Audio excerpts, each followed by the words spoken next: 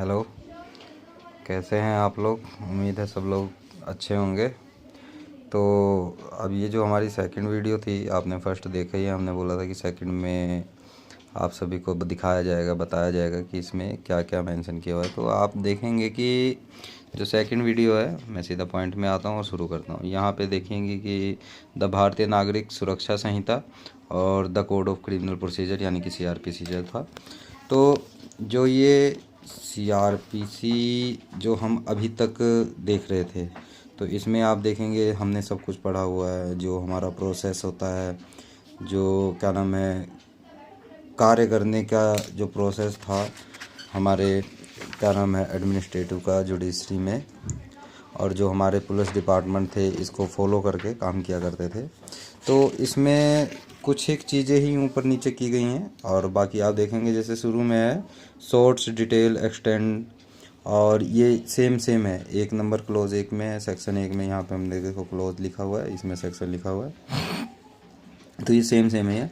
तो अब आप देखेंगे जैसे इसमें लिखा हुआ है कि कोर्ट ऑफ जुडिशियल मजिस्ट्रेट, और आप देखेंगे जो हमारा पुराना था उसमें कोर्ट ऑफ जुडिशियल मजिस्ट्रेट जो है 11 नंबर सेक्शन में डिफ़ाइन किया हुआ था। तो इसी तरह ही है, कुछ 19-20 का ही फ़र्क है।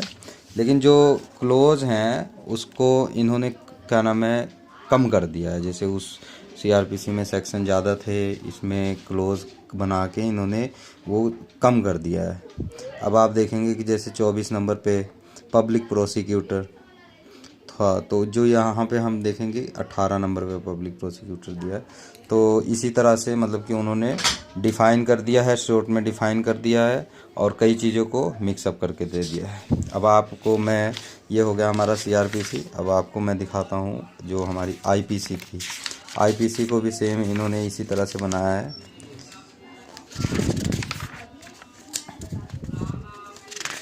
ये देखिए, ये हमारी CRPC थी। तो जो हमारी पुरानी CRPC थी वो, उसको देखो हमने जो थी वो 484 पे ख़त्म कर दिया था इन्होंने, लास्ट वाला। फिर शेड्यूल 1 और 2, और ये जो इस बार नवा है तो इसमें देखो इन्होंने कई चीज़ें ऐड भी की हैं। तो ये टोटल 533 तक पहुंच गया है, रीअपील एंड सेविंग्स। तो 533 है। अब हम इसको डिफ़ाइन करेंगे या बीच में एक एक चीज़ें पढ़ेंगे, तो मैं उसके लिए आपको हर एक चीज़ का जो मेन पॉइंट्स होते हैं उसके मैं शॉर्ट्स बना दूंगा, तो आप लोगों को पता लगते रहेंगे।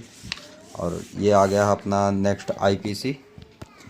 तो IPC में है जो इंडियन पेनल कोड, और इसको डिफ़ाइन किया है भारतीय न्याय संहिता। जो हमारी जुडिशरी में जो सज़ा का प्रावधान दे रखा है वो हमारी IPC से लिया गया था। तो जो हमको सज़ा लोगों को मिलती है जो क्राइम करते हैं, जैसे आप लोगों ने सुना होगा इंडियन पीनल कोड के तहत, तो वो जो होती थी वो ये होती थी। तो इसमें भी आपको एक मैं मोटा मोटा बता देता हूँ कि जैसे कि यहाँ पे आप लोगों ने बहुत सुना होगा कि लोग 420 कहते थे कि हाँ भी चलो उसने 420 कर लिया, 420 कर लिया। तो 420 के हिसाब से यहाँ पे अगर हम देखा जाए तो आपको मैं सेक्शन 420 दिखाऊंगा। जो हमारा पुराना 420 का सेक्शन था वो ये रहा, आप देखेंगे 420 चीटिंग के बारे में, जिससे धोखाधड़ी जिसने किया, किसी के साथ धोखाधड़ी किया तो उसको 420 नाउ। अब ये भारतीय न्याय संहिता में जो 420 को डिफ़ाइन किया है वो 317 में डिफ़ाइन किया। ये देखिए, चीटिंग बाय पर्सोनेस है ना। तो मतलब कि कुछ चीज़ें इसमें ऐड की गई हैं, कुछ चीज़ें, सब कुछ है उसी में है, मौजूद मिलेगा, ठीक है, लेकिन उसको संक्षेप में कर दिया गया है।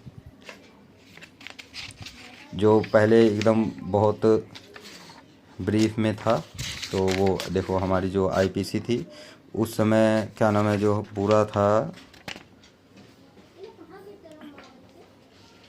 देखिए उसको फिर उसके बाद में यहाँ क्लोज में डिफ़ाइन कर दिया है। मतलब कि यहाँ पे देखो आप 319 पे अभी आपने देखा 420 ख़त्म हो रही थी, 420 पे पहुँच गया था, वहाँ पे 319 पे ही था। तो कई चीज़ें हैं, बाकी हम इसको धीरे धीरे कवर करेंगे। अब ये सेम एज इट इज़ इसी तरह ही है। इंडियन एविडेंस एक्ट जो हमारा इंडियन एविडेंस एक्ट है, ये देखिए इंडियन एविडेंस एक्ट, तो इसको भी, ये हमारा पुराना है द इंडियन एविडेंस एक्ट 1872, और ये हमारा नया है द भारतीय साक्ष्य बिल 2023। तो ये सेकंड पार्ट में मैंने आपको कवर किया कि जो हमारी आईपीसी थी, सीआरपीसी थी, और जो हमारी इंडियन एविडेंस एक्ट है। तो मैंने आपको नॉर्मल जो मेन फैक्ट्स थे वो मैंने आपको बता दिए कि सब कुछ है, इसमें कुछ बदला नहीं गया है, कुछ मतलब कि कोई नवा कानून जो कहते हैं कि ऐसा कुछ नहीं है। मतलब कि उसको पहले हम इंग्लिश में पढ़ते थे द इंडियन एविडेंस एक्ट, अब क्या है द भारतीय साक्ष्य बिल।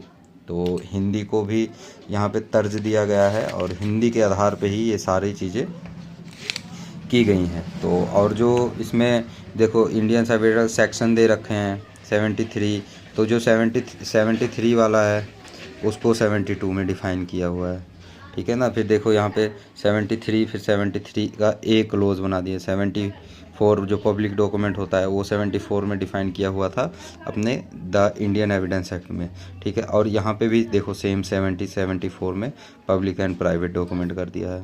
देखो इसको प्राइवेट डॉक्यूमेंट को 75 में इसने डिफ़ाइन किया था, ठीक है। अब इसको पब्लिक एंड प्राइवेट डॉक्यूमेंट यानी कि 74 में ही पब्लिक और प्राइवेट दोनों कर दिया, और 74 और 75 यहाँ पे अलग अलग दे रखा था। तो बस यही थोड़ी थोड़ी माइनर चीज़ें हैं जिसको इन्होंने इकट्ठा कर दिया, मतलब कि जो कुछ चीज़ें हो सकती है जिसको अलग में डिफ़ाइन करना था उसके बजाय इन्होंने एक में ही कर दिया। बाकी सब कुछ ठीक है और ऐसा कुछ नहीं है, ठीक है। ज़्यादा मतलब कि हमको वो कहते हैं कि पढ़ना पड़ेगा सीरियस, हाँ थोड़ा बहुत ध्यान देना पड़ेगा, सेक्शन याद करने पड़ेंगे, और कुछ हमको चीज़ों को भी ध्यान में रखना पड़ेगा कि हाँ एक एक सेक्शन पहले क्या था और अब क्या है। तो और बस बाकी सब ठीक है। नेक्स्ट हम कुछ एक शॉर्ट्स बनाएंगे कोई मेन जो सेक्शन के रिगार्डिंग है। बाकी ये देखिए किताब तो है, काफ़ी कुछ पढ़ने लायक है, इसमें कई चीज़ें दी रखी हैं, ठीक है गाइस। बाकी हम नेक्स्ट वीडियो में मिलते हैं। Thank you so much.